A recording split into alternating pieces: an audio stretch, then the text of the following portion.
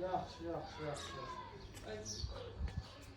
Göründü aramızda bizim şey kaldı. İndi onu da Allah koysa ben ayın 5'inde maşallah 5'inde çünkü heykeller zatları da alırma göre.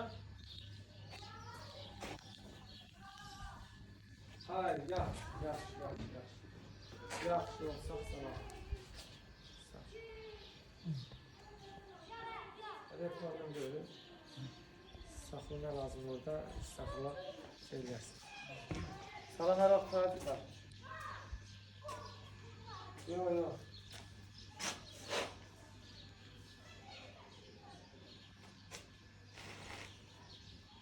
Niye mi olur? Alo. Al.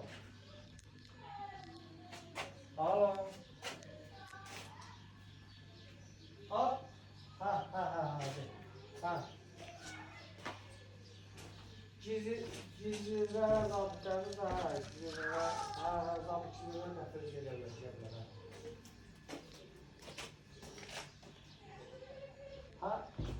Ha, diyersen yani gizli flança sonunda özüm için yemek etsin için zabitlerin nefret alınıyor.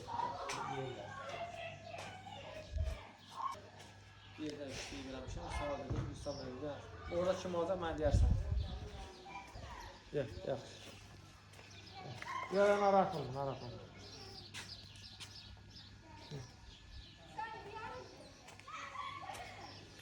Eşitsin mi? Bir problem yox. Cəng, mən sənə deyim, mən ne edəndə